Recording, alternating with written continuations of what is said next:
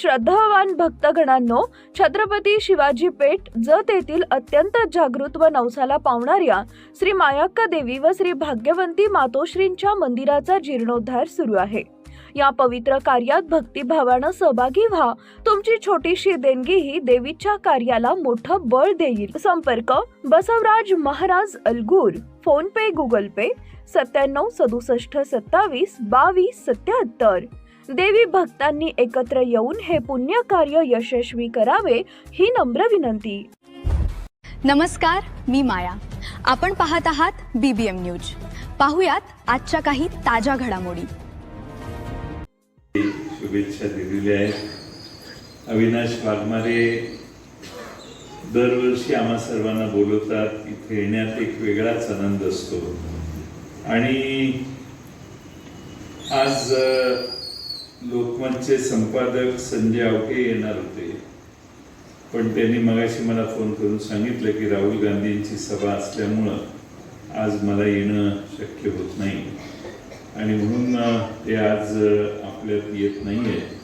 तर मला जायचं, मी म्हटलं मी निघालोच, तुम्ही आला असता तर बरं झालं असतं। ते म्हटले परत कधीतरी यायचा प्रयत्न करेल। मित्रांनो, अण्णाभाऊ साठे हे एक विलक्षण व्यक्तिमत्व होतं।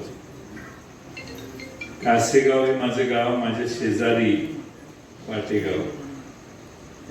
अण्णाभाऊ साठे यांचं जीवन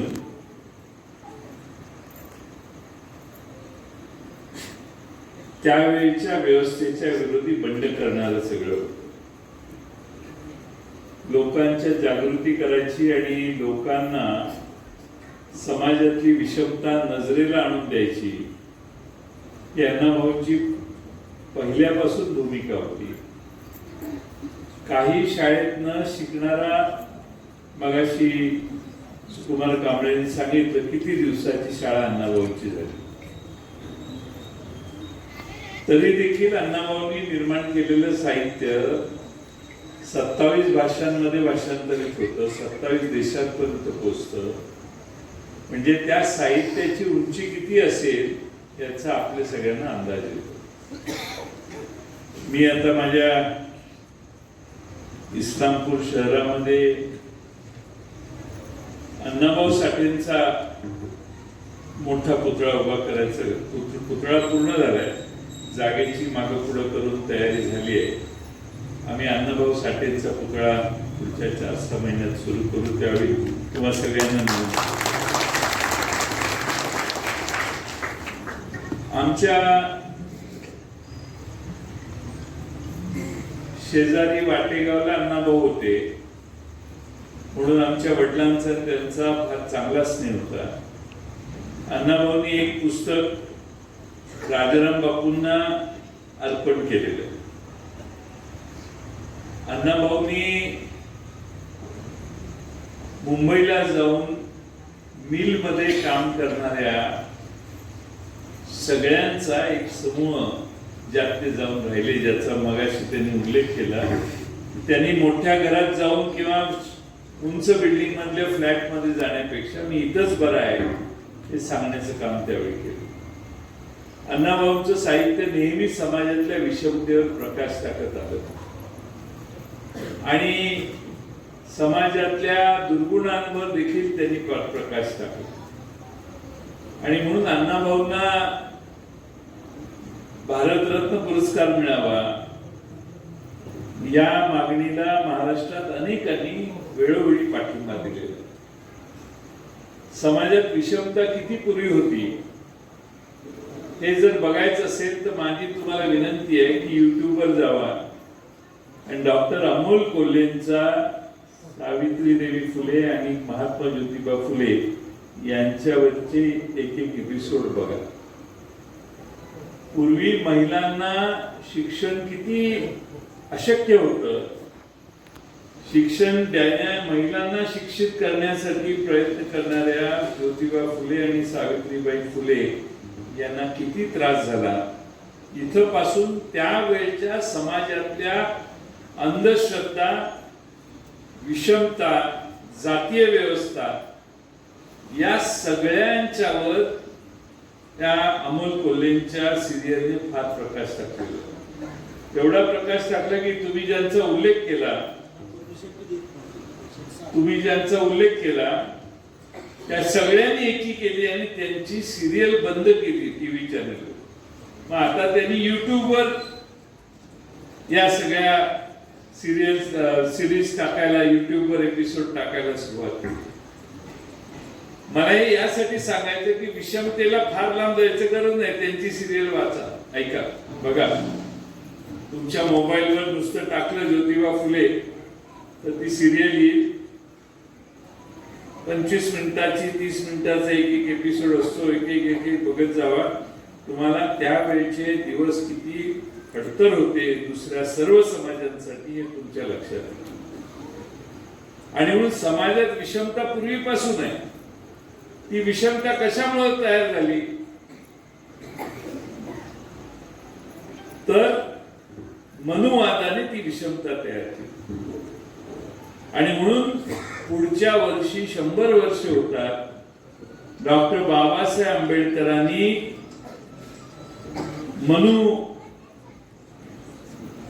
मनुस्मृती जाळण्याचं काम 100 वर्षापूर्वी डॉक्टर बाबासाहेब आंबेडकरांनी केलं. ही घटना मित्रांनो साधी सोपी छोटी नाहीये. ज्या सगळ्यांचा उल्लेख महादेव जानकर साहेबांनी केला त्या सगळ्याचं सार आहे ते त्या मनुस्मृतीत आहे. आणि म्हणून ती मनुस्मृती जाळल्याशिवाय आपल्या समाजातली विषमता दूर होणार नाही. हे फक्त एक संकेत आहे किंवा एक छोटीशी पृथ्वी आहे की ज्यामध्ये हजारो वर्षापासून जो भारतीय समाज हा ह्याच्या खाली हा, ह्याच्या खाली हा, ह्याच्या खाली हा, ह्याच्या खाली हा, त्याचं वर्णन सुकुमार कांबळेंनी अतिशय उत्तम केलं. ते मी पुन्हा करायला सांगितलं कारण सगळ्यांना पुन्हा कळलं पाहिजे की काय परिस्थिती त्या काळात होती. त्या मनुस्मृतीचं दहन करण्याच्या घटनेला 100 वर्ष होत आहेत. पुढच्या वर्षी गावागावामध्ये तुम्ही त्या मनुस्मृतीचं दहन केलं तर तुम्ही खरे अण्णाभाऊ साठेंचे, डॉक्टर बाबासाहेब आंबेडकरांचे, छत्रपती शिवाजी महाराजांचे, पुण्यश्लोक अहिल्यादेवी होळकरांचे खरे चेले आहात असं म्हणायची तुम्हाला क्षमता आहे. अगदी पुण्यश्लोक अहिल्यादेवी होळकरांच्या पतींचं निधन झाल्यावर पुण्यातनं पेशवे त्यांचा ताबा घ्यायला गेलेले, त्यांच्या राज्याचा, त्यांच्या तिजोरीचा. त्या महिलेनं स्त्री असताना देखील पत्र पाठवलं राघोबादादा पेशव्यांना की पुढे येऊ नका, मी लढायला तयारच आहे. तुमचा पराभव झाला तर माणसं म्हणतील एका बाईने ह्याचा पराभव केला. तरी जर पुढे आला तर एवढ्या ताकदीने आम्ही लढू की हत्तीच्या पायी तुम्हाला द्यायची व्यवस्था आम्ही आमच्या गावात इंदोरमध्ये करू. राघोबादादा परत गेले. पण या अशा पद्धतीच्या सगळ्या गोष्टी या इतिहासात असताना देखील आज समाज आंधळायला गेले. आम्ही सगळेच आंधळे होतो आणि व्यक्तिगत स्वार्थापोटी सगळ्याच गोष्टींची आहुती द्यायला लागली. आणि अशा आहुतीने तयार झालेला जो अग्नी आहे तो पेटतच नाही. आणि त्यामुळं सगळ्या समाजात सर्वदूर शांतता आज पसरली. आपण विनंती केली की आपलं मत विकू नका. तुमच्या अलीकडे 2 घरं बसलेल्यांना अनुभव आहे. पैशाचा प्रभाव किती व्हावा याला काही प्रमाण नाही. आणि जर शेवटच्या 2 दिवसात पैशाचाच प्रभाव चालणार असेल तर मग बाकीच्या सगळ्या तत्वांना आता शांतपणे ऐकतात आपल्या भाषेत.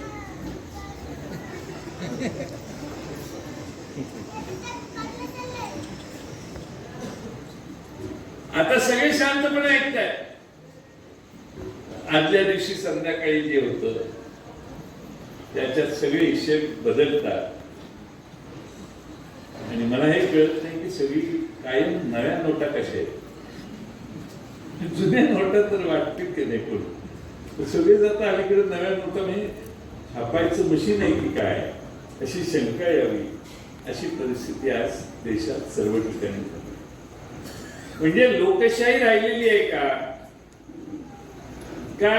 हा देश धनदांडग्यांच्या हातात गेलेला आहे याचाही विचार करा. तुम्ही म्हणाल काय करायचं आपल्याला, घरी जाऊ जेवण करू, कशाला येऊ सांगतोय काय करणार आणि आमच्या हातात असा प्रत्येकाच्या मनात हा प्रश्न असेल. पण तुमच्या एका मताची ताकद या देशातल्या सगळ्या व्यवस्था दुरुस्त करण्यासाठी आहे आणि हे डॉक्टर बाबासाहेब आंबेडकरांनी तुमच्या हातात हत्यार दिले ते वापरायला काही बंदी नाही. आज ती 18, 20, 22 वर्षाची पोरं रस्त्यावर आली. अमेरिकेत बसलेल्या एका पोराने आंदोलन सुरू केलं आणि 2 कोटी लोक त्याचे फॉलोअर झाले. तो भारतात आला, त्याने दिल्लीला आंदोलन केलं. ज्याचा राजीनामा मागायचा त्याचा राजीनामा घेतल्याशिवाय ती पोरं उठली नाही. हा या देशातल्या तरुणाईचा विजय. नेहमी परिवर्तनामध्ये तरुण सहभागी असले तरच परिवर्तन होतं. आज बऱ्याच कालावधीनंतर या देशातला 18, 20, 22 वर्षाचा तरुण तरुणी जागे झालेले आपला हक्क मागतायत आणि उघडपणाने आपला निषेध व्यक्त करतायत. काही लोकांना तो अपमान वाटतोय, काही लोकांना आपल्या वयात आणि त्यांच्या वयातलं अंतर असतानाही मुलं अंतराचा विचार न करता एकेरीने बोलताय त्याचा राग येत असेल. पण त्याच्या मुळात या देशामध्ये स्पर्धा परीक्षेमध्ये स्पर्धा होत नाही तर वशिलेबाजी आणि पेपर लीक मुळे वेगळ्या मार्गाने नको ती माणसं वर यायला लागली. त्याचा द्वेष त्याचा राग सामान्य लोकांच्या मनात आहे. अनेकांनी आत्महत्या केल्या, अनेकांच्या आत्महत्या झाल्या का तर नीटचा पेपर फुटला. सगळी तयारी केली, पेपर पुढे गेला, नीटचा पेपर फुटला, नको त्यांना सिलेक्शन झालं, माझं मेरिट असताना मला संधी मिळाली नाही. या सगळ्या समाजातल्या तळागाळातल्या समस्या आज अचानकपणाने पुढे यायला लागल्या. या फोनवर ज्या गोष्टी आतापर्यंत एका बाजूने कळलेल्या वाटायला लागल्या त्या आता दुसऱ्या बाजूने कळलेल्या. आणि म्हणून या देशातला सामान्य माणूस हा विचारी, समंजस आणि देशाच्या भवितव्याचा विचार करणारा असला पाहिजे. मी आज आमच्या इंजिनिअरिंग कॉलेज RIT आहे त्याच्या 25 वर्षापूर्वीच्या एका बॅचला त्यांचं गेट टुगेदर होतं. 100-250 मुलं आलेली, त्यांच्याशी हितगुज करून आले. बिहारवरून आले जे आता समाजामध्ये 25 वर्ष इंजिनियर म्हणून काम करतायत. 43-44 लोकांनी स्वतःचे उद्योग स्थापित केले आणि दुसऱ्यांना नोकऱ्या दिल्या. जगाच्या पाठीवर नवी संशोधनं जी व्हायला लागली त्याच्यात आमची मुलं पोचायला लागली. हा एक भाग आहे, मगाशी बोललो होतो. पण या देशात स्पर्धेत आमची मुलं शिकून जर पुढे गेली तर जगाच्या पाठीवर प्रचंड प्रगती ही मुलं करू शकतात. आज मी माझ्या डोळ्याने मगाशी 4 तासापूर्वी बघून आलो. परवा एक मुलगा आला, आमच्याच कॉलेजमधून शिकून गेला, त्याचं लग्न आहे म्हणतात. कधी आहे? 23 तारीख. मी नाही म्हटलं. बिहारवरून आले जे आता समाजामध्ये 25 वर्ष इंजिनियर म्हणून काम करतायत. 43-44 लोकांनी स्वतःचे उद्योग स्थापित केले आणि दुसऱ्यांना नोकऱ्या दिल्या. जगाच्या पाठीवर नवी संशोधनं जी व्हायला लागली त्याच्यात आमची मुलं पोचायला लागली. हा एक भाग आहे, मगाशी बोललो होतो. पण या देशात स्पर्धेत आमची मुलं शिकून जर पुढे गेली तर जगाच्या पाठीवर प्रचंड प्रगती ही मुलं करू शकतात. आज मी माझ्या डोळ्याने मगाशी 4 तासापूर्वी बघून आलो. परवा एक मुलगा आला, आमच्याच कॉलेजमधून शिकून गेला, त्याचं लग्न आहे म्हणतात. कधी आहे? 23/4. मी नाही म्हटलं. चौकशी केली, कसं काय चाललंय काय? नाही म्हटलं, हा नोकरी करतो. पगार किती? 2 कोटी पगार आहे. माझा एक कार्यकर्ता आहे शिगावचा, 2 कार्यकर्ते, त्यांची मुलं जर्मनीत काम करतात, 52 लाख रुपये पगार वर्षातून. आम्ही भविष्यकाळात काम करू शकू अशी अपेक्षा परमेश्वराकडे व्यक्त करतो. आमच्या कुमार कांबळेंचे आभार मानतो. विक्रम दादा हे आणि आमची कळ नंतरच्या वक्त्यांची कळ काढण्याची जबाबदारी अविनाश तुम्ही विलासराव जगताप साहेबांच्यावर टाकलेली होती. तुम्हीच सांगितलं भाषणात की यांना जरा हे यावं म्हणून मी भाषण केलं. पण त्यांचं भाषण मी तुम्हाला एक सांगतो, विक्रमदादांचा स्वभाव वेगळा आहे, सरळ आहे आणि त्यांनी पक्षनिष्ठा कायम ठेवलेली आहे. विलासराव जगताप साहेबांनी कायम त्यांचं भाषण ऐकलं तर एखादा विद्वान माणूस, आता ते मगाशी त्यांनी विद्वान माणूस कसं मार्गदर्शन करू शकतो एवढी त्यांची क्षमता आहे. आणि तुम्ही जे भाषण केलं त्याचा प्रसार करण्यासाठी माझी तुम्हाला विनंती आहे, तुम्ही जिल्हाभर फिरा आणि तुम्ही जे तुमच्या गावात जाऊन बसलाय की बाकीची सगळी जबाबदारी विक्रम दादा आणि ह्या सगळ्यांच्यावर टाका आणि तुम्ही जरा जिल्हाभर फिरा. आता त्यांचा पक्ष वेगळा आहे, माझा पक्ष वेगळा आहे, म्हणून मी जास्त त्यांना तसं सल्ला देऊ शकत नाही. पण म्हणून माझी विनंती आहे की त्यांचा अनुभव देखील मगाशी इथं बोलला, त्यामुळे मी जास्त बोलत नाही. आपल्या सर्वांनी आम्हा सगळ्यांना शांत चित्तानं ऐकून घेतलं. आपल्या सगळ्यांना खास करून मी जानकर साहेबांचे मनपूर्वक आभार मानतो. ते आमच्या अविनाश वाघमारेने विनंती केल्या लांबून इथे आले, येताना 10-12 गावांना भेटी दिल्या आणि अतिशय मोकळ्या मनाचा, दिलदार मनाचा हा नेता हा आपल्याला मार्गदर्शनासाठी लाभला. त्यांचे आभार मानतो आणि माझे पुन्हा एकदा लोकशाही रणाभाऊ साठेंना वंदन करून माझे 2 शब्द संपवतो. बातमी आणि जाहिरातीसाठी आमच्या चॅनलला लाईक आणि सबस्क्राईब करा. धन्यवाद.